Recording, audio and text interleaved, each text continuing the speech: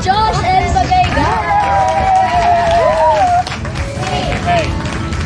So, what is your expectation for this vlog, Bagayga? Are you excited? I mean, I guess I am. I mean, who knows the outcome really? I mean, if it's good, bad, worse, who knows? Just hope it doesn't end in disaster. Okay, that's the expectation. How about you, Josh? Kakain lang tayo at mabubusog. Okay, we are so thankful that pumunta kayo dito, guys, for our first episode of Paborito! Without further ado, let us start and find some interviewees.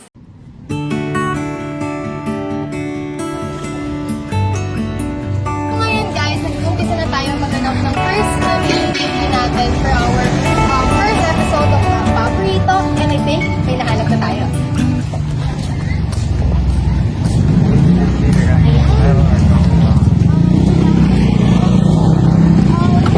Magtatanong lang po for anong country yung nahanap natin. Ilang taon na po kayo nakatira dito sa Nasa 32 years na po, oh. So, 32 I can say na local po talaga kayo dito. Meron po ba kayo ma-recommend ng mga food spots or mga pwedeng Filipino cuisines po na pwede namin mapuntahan and try?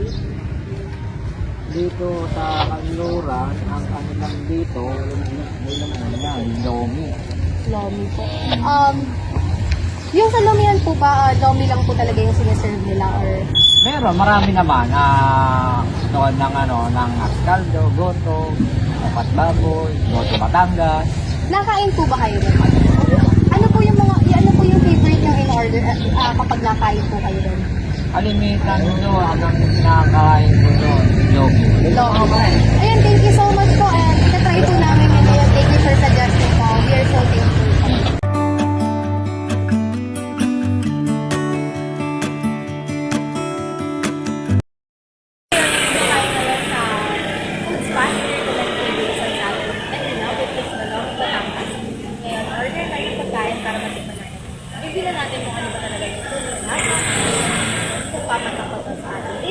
Let's go!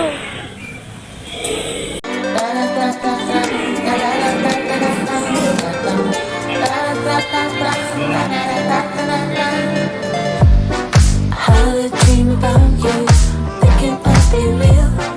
Took your hand and said to you.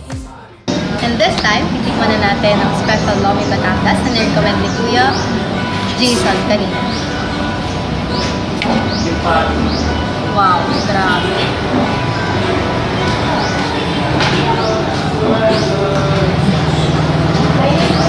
Some egg and atay. Of course, the shalsay.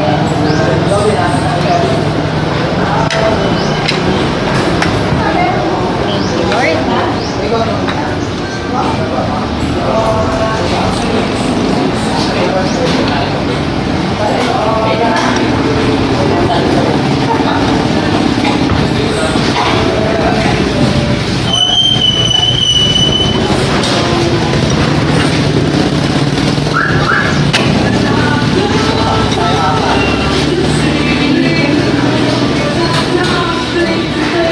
Grabe guys, wala pang nilagay na kahit ano,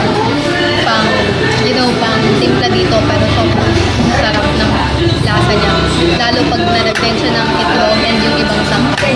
Sulit na sulit for 90 pesos. Sobrang mabubusog ka na. And hindi mo siya uubos ng kung isa ka lang. Dapat meron kang kasama. The ambience ng pinaka-store or yung pinaka-food spot. It's very good. Sobrang lawak, sobrang linis, and sobrang welcoming ng mga cashier, ng taga-serve. Sobrang babay. So ngayon ay maghahanap tayo ng pangalawang ating interview. And I think may nakita na tayo, guys. So, hello po. What is your name po? Pwede po kayo ma-interview? Ako, Ano po ang name and age ko po? Patrick Harley is now 40 years old. So, matagal na po ba kayo dito sa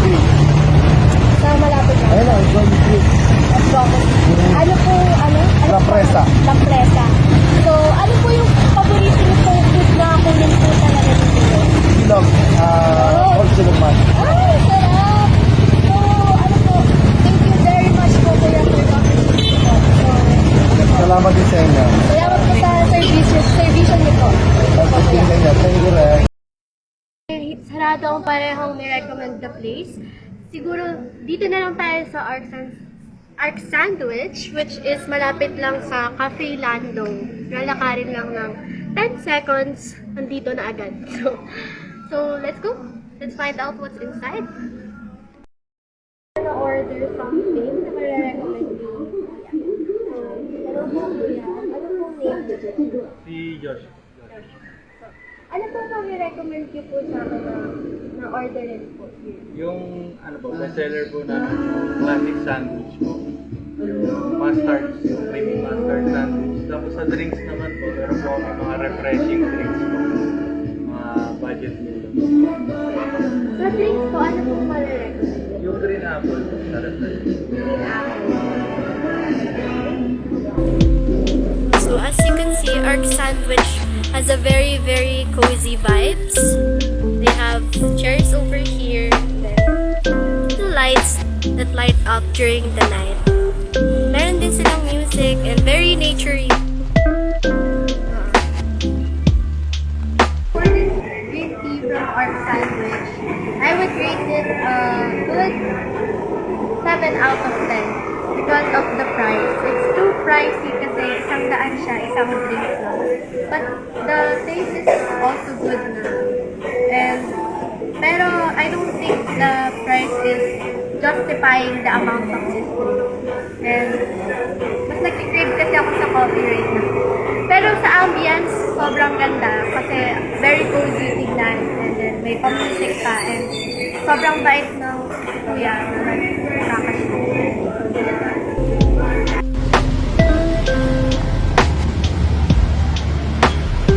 Ay, may pangatlo na tayong i-interviewin. Kuya, pwede po bang magtanong kung saan po merong sulit at masarap na kainan po dito sa Santa Rosa? Bali ano po, bilang tricycle driver po, minsan kailangan namin medyo mura. Ito yung karinderya pong malapit dito. Yan, yung Pares. Saka po yung tindahan po doon. Ano po yung lagi niyo po pinaka-interviewin? Ako? Siyempre, mura. Budget mo na, Pares, mura yun. Minsan, itlog hotdog, kanin. Last na kuya, ilang taon na po kayo naninirahan dito sa 46 years na po. Tapos, anong pangalan niyo po? Alan de Rojas po. Okay na po, thank you po. Thank you po. Okay, andito tayo sa recommend ni Kuya Alan na Parisan. Okay.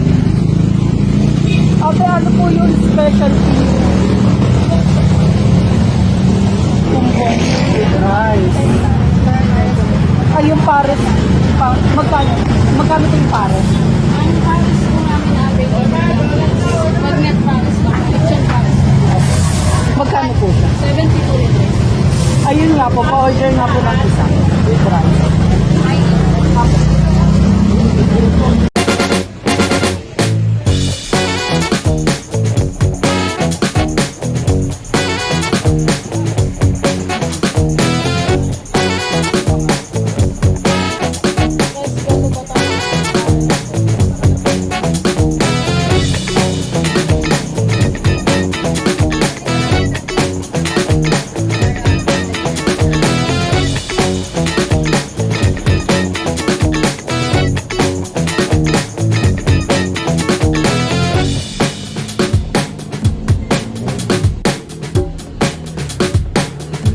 Ngayon, itikman na natin ang pares na inano ni Kuya Alan.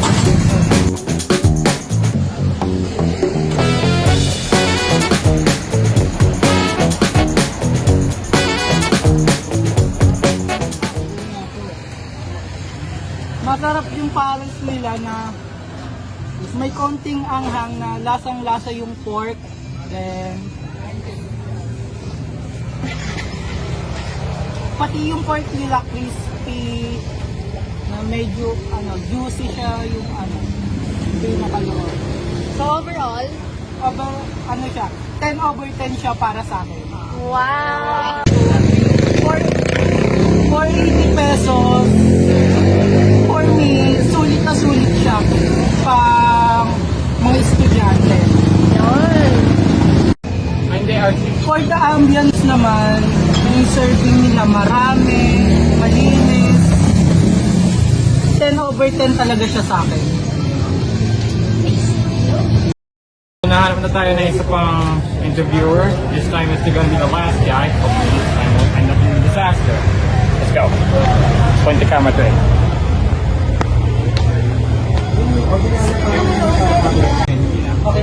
Okay, so gaano matagal na kayo dito?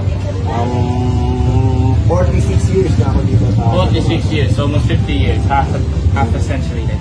Okay then, half a century. What do you usually eat here? Like, saan kayo kumakain? Ano ba paborito yung kumakain? Ang paboritong pagkain is chicken tsaka pork sisig. And where do you eat? Doon sa Tagapok, sa Marian Hospital, at the back of Marian Hospital, there sa Aloha Avenue. Meron pa po mas malapit? Mas malapit dito, within Santa Yes, Rosa. boy, within Within Santa the Rosa. area. Within the area, siguro dyan sa may kanluran. Ano pang name ng pangalan? Dito lang siya sa may Sabalia Street. Nakalimutan ko lang yung pangalan. Sa Barrio Street, baka yung nadaanan natin kanina. Yung Sizzler siya. Ito yung masarap na kanina. Sizzlers. There's a pork sisig na masarap, tsaka yung mga burger steak na masarap. Burger steak! Oh, now that's what I'm talking about! And yan, masarap din. Alright, and what is your name then? My name is Iboy Navarro from Santa Olivia. Navarro. Alright, I'll tell you Navarro then. Very much more easier to pronounce it. So, what more? Thank you so much, Kuya. Thank you very much. Thank you so much po. We are now here. And we're gonna go ahead and order the beef American steak. Very good steak. That other bloke recommend us. Okay. Come on.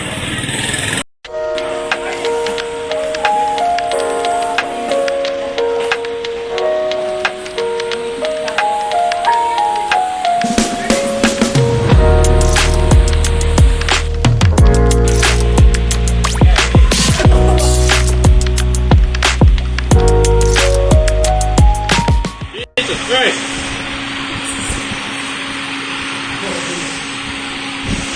Honestly, better than I expected. Jeez. The taste, the gravy. Well, I did remove some of the gravy out, but still.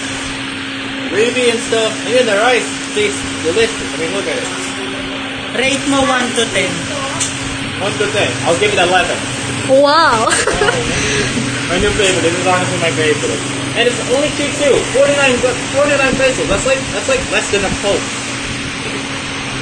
Why this? But my God. So what would you say about the ambience or the vibes of this? Honestly, the vibe kind of gives off like the good old American vibes, but not that much American. Kind of gives off like a more mid-50s type of look. But not all, but needs a little more decoration, you know. There's a little bit of a paint there. Like put the camera. Sure. It's all tight over here, so everything's all that, you know. Yeah. Overall, the ambience is great. 9 out of 10 for the ambience, 11 out of 10 for the food. And the price of the food? Very cheap. Actually, very, very cheap than I expected. 49. I thought this was going to cost more than Jollibee. So it's very sulit, right? Yeah. Yeah. Okay. Review vlog. So, kumusta naman guys? How's your experience today, guys? It was nice. Masaya siya, tapos nakakabusap. Tapos lahat naman na kinain natin masasarap. Especially since that one rocks a lot. Especially the first. For me, it was good. It was all worth it. Thank you so much po sa lahat na nag-recommend kasi nagustuhan ko. Thank you so much for those we interviewed. And I think we all agree for the favorito of the day, which is the drum roll please. Sizzlers! Yeah! So, Sizzlers, bakit right? Sizzlers? Because it is very cheap and sobrang quality ng food, the plating, the plate, everything. Pati yung staff sobrang light. Tapos murang-mura pa. Perfect for students like student meal. Seriously, the burger steak costs around like almost like literally way less than the typical Jollibee burger steak. 49 pesos. And, hindi lang siya isa. Dalawang purchase cake. Yeah. And, Yeah, you get what you paid for. You get a buy one thing for that. then, then the ambience, very beautiful, para intramuros vibes. It's very 10 out of 10, favorite of the day talaga. So that's it for our vlog. Again, I am Shania. And Josh. And bagay guys. And that's it for the Favorito. Bye guys. Wala. Ito yung busog na pero may kakainit pa. Wala yung manoto na. Lupit na yung guard niya. Aray! One, two, three, go.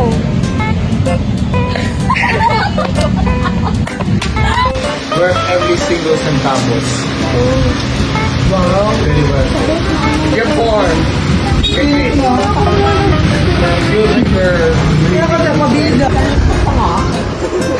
Sorry po. Pwede ma-interview.